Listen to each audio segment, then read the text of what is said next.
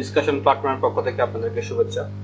তো আমি হচ্ছে আজকে আবার হাজির হয়েছি আপনাদেরকে এক্সেলে যে ফ্রি স্টেপ নিয়ে আমি যে কথাগুলো বলছিলাম সেই এক্সেলের ফ্রি স্টেপটা আবার করে ইন ডিটেল আপনাদেরকে দেখানোর জন্য। বেসিক্যালি গতবার আমি যে ভিডিওটা রিলিজ করছিলাম সেই ভিডিওটা সাউন্ড কোয়ালিটি খুবই বাজে ছিল, যেটা আসলে মানে গ্রহণযোগ্য না, এবং হেডফোন দিয়ে শুনলেও ক্লিয়ারলি শোনা যাচ্ছিল না, যার কারণে আমি আবার চিন্তা করলাম যে এটা একটু আবার ভয়েস ওভার দিয়ে আমি আবার ভিডিওটা রেকর্ড করি এবং হচ্ছে সম্পূর্ণ ভিডিওটা আমি আপনাদেরকে আবার দেখানোর চেষ্টা করি।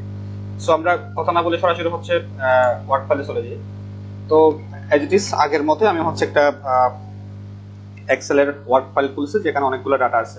তো আমাদের বিভিন্ন সময় প্রয়োজনের ব্যতি রেখে আমাদের বিভিন্ন ডাটাগুলো দেখতে হয়। তো আমি আবার ইন ডেপথ কথাগুলো বলি, যেহেতু এটা আবার একটা রিভিউ হিসেবে আবার যেহেতু আমি ভিডিওটা করতেছি। তো আমাদের যখন এক্সেল নিয়ে যখন আপনি কাজ করবেন তখন হয়তো দেখবেন যে অনেক ধরনের ডাটা নিয়ে আপনাকে কাজ করতে হচ্ছে এবং অনেক বড় বড় ডাটা সেট নিয়ে আপনাকে কাজ করতে হচ্ছে এবং এগুলো আপনাকে হ্যান্ডেল করতে হচ্ছে। সো এই ডাটা সেটগুলো নিয়ে যখন কাজ করবেন তখন দেখবেন যে আপনি বিভিন্ন ধরনের প্রবলেমে পড়বেন এবং এই প্রবলেম থেকে পরিত্রাণের জন্য আপনাকে কিছু টেকনিক কাটাতে হবে। যেমন হচ্ছে আপনি যে ফাইলটা আমার সামনে দেখতে পাচ্ছেন, যে ফাইলটা এখন আমার সামনে আছে, এখানে অনেক ডাটা। বেসিক্যালি এখানে আমি সবগুলো কপি পেস্ট করে হচ্ছে আমি ডাটাগুলো একটু বড় করে আপনাদেরকে দেখানোর চেষ্টা করছি।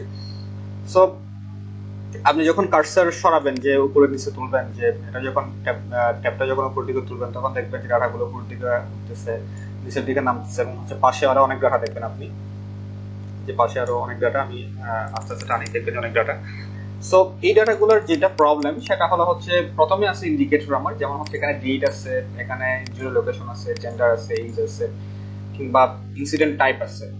এখন আপনার হচ্ছে ডাটাগুলো চেক করতে হচ্ছে আপনি একজন এক্সেল এক্সপার্ট হিসেবে, কিংবা আপনি যখন এক্সপার্ট হিসেবে হোক বা যে কোনো হিসেবে হোক, যখন আপনি কাজ করতে যাবেন বা ডাটা অ্যানালাইসিস করতে যাবেন তখন আপনাকে ডাটাগুলো চেক করা লাগতে পারে। সো ডাটা চেক করার সময় আপনি যখন নিচের দিকে আসবেন, যেমন হচ্ছে ইনসিডেন্ট টাইপস এর মধ্যে যখন আপনি নিচের দিকে আসবেন তখন দেখা গেল যে আমার যে ইন্ডিকেটর লাইনটা আছে, যে ইন্ডিকেটর আমার যে রোটা আছে, এখানে হচ্ছে date, geo location, gender, age group, incident type, এরপর হচ্ছে ডেজ লস্ট, এই যে জিনিসগুলো আছে এগুলো অনেক সময় হচ্ছে কি আপনার হারিয়ে যাবে, যে উপর দিকে উঠে গেল তখন আপনি বুঝতেছেন না তাহলে কোন জিনিসটা কি, কিংবা আপনাকে দেখে বুঝে নিতে হচ্ছে এটা ডেট, এটা কি আমি বুঝতেছি না, এটা হয়তো জেন্ডার ছিল, এটা হয়তো কি ছিল, বা এটা কি জিনিস আমি বুঝতেছি না। সো এই যে একটা প্রবলেম, এই প্রবলেম থেকে পরিত্রাণের জন্য আপনাকে একটা এক্সেল একটা বিল্ডিং ফাংশন আছে, সেটার নাম হচ্ছে ফ্রি স্টেপ। সো আমরা সেটা দেখি। যেমন হচ্ছে আমি চাইতেছি উপরের এই যে বারটা, এই যে রোটা, অর্থাৎ এই যে ইন্ডিকেটরটা, এটা ফিক্স থাকবে, বাকি সব ডাটা হচ্ছে নিচের দিকে আসবে।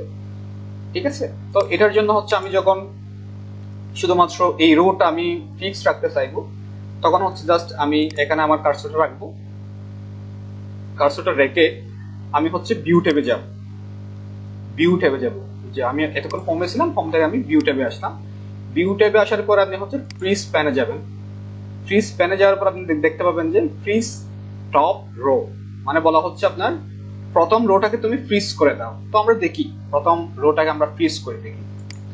যখন ফ্রিজ করলাম তখন দেখা গেল যে এই যে আমি কিন্তু নিচের দিকে আমার মাউসটা সরাচ্ছি, কিন্তু আমার উপরে যে ইন্ডিকেটর লাইনটা আছে, অর্থাৎ ইন্ডিকেটর যে রোটা আছে, সেই রোটা কিন্তু এক জায়গায় স্থির। আমি কিন্তু এখন নিচের দিকে আমি তথ্যগুলো যখন সরাবো, যেমন আমি এখন এতক্ষণ হয়তো বুঝতেছিলাম না, আমি নিচে নামার সঙ্গে সঙ্গে আমার এই জিনিসটা উপরের দিকে উঠে যাচ্ছিল। এখন আমি যখন দেখতে চাইবো তখন কিন্তু দেখতে পাচ্ছেন যে এই যে ডাটাগুলো কোনটা কি, এটা হচ্ছে এজ গ্রুপ, এটা হচ্ছে ইনসিডেন্ট টাইপ, এটা হচ্ছে ডেজ অফ লস্ট, এটা হচ্ছে ওহিও, এটা কি, এটা আমি বুঝতে পারবো প্ল্যান্ট। ওকে, শিফট ছিল কি, এটা কি ডেটা বুঝতে হচ্ছে শিফট। ওকে, তো এটা হচ্ছে মেইনলি এই জিনিসটা খুবই ইম্পর্টেন্ট একটা জিনিস। আপনি যখন এক্সেলে কাজ করতেই যাবেন, অর্থাৎ আপনার ডাটা নিয়ে যখন আপনাকে কাজ করতে হবে তখন কিন্তু আপনাকে ফ্রিজ ট্যাব সম্পর্কে একটা ইন ডিটেল ধারণা থাকতে হবে। তো আমি দেখলাম যে একটা এক্সেলের মধ্যে অনেকগুলো ডাটা নিয়ে যখন কাজ করবেন, কাজ করার সময় আপনি হচ্ছে যখন যেটা ইন্ডিকেটর ট্যাব, অর্থাৎ যে রোটা টপ রোটা হচ্ছে আপনি চাইলে এভাবে ফ্রিজ করে রেখে দিতে পারেন।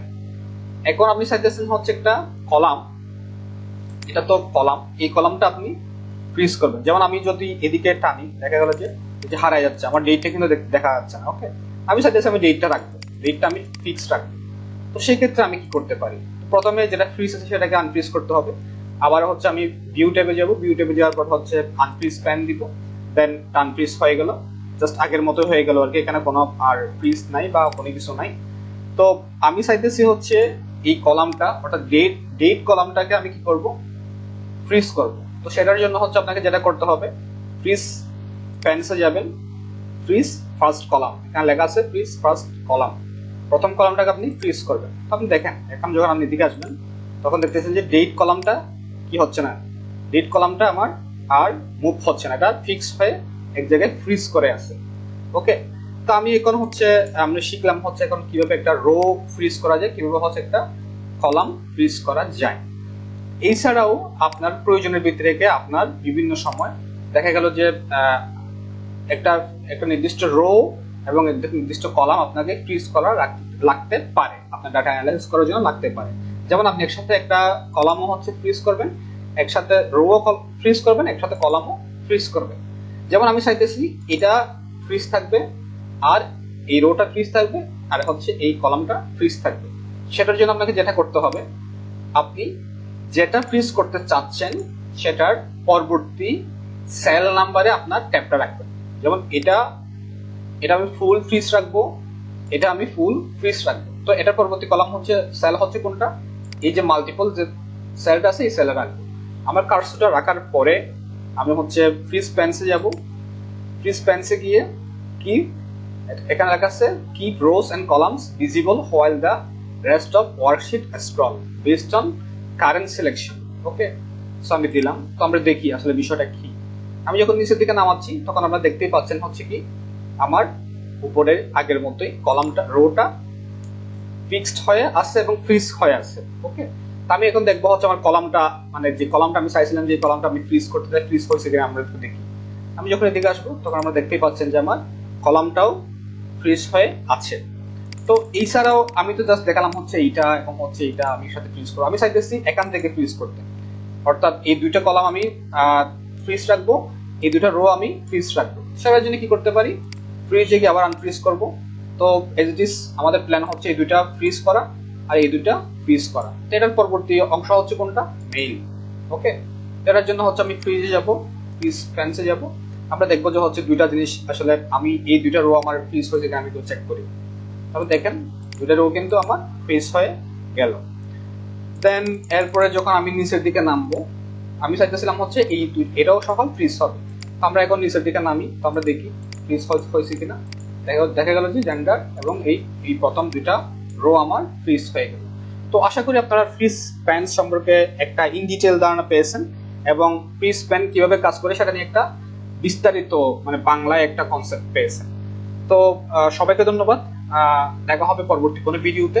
সে পর্যন্ত সবাই ভালো থাকুন এবং আপনাদের মঙ্গলময় কামনা করে হচ্ছে আজকের মতো ফ্রিজ ট্যাবের ডিটেইল আমি এখানে শেষ করলাম। দেখা হচ্ছে পরবর্তী কোনো টিউটোরিয়াল। Thanks everyone.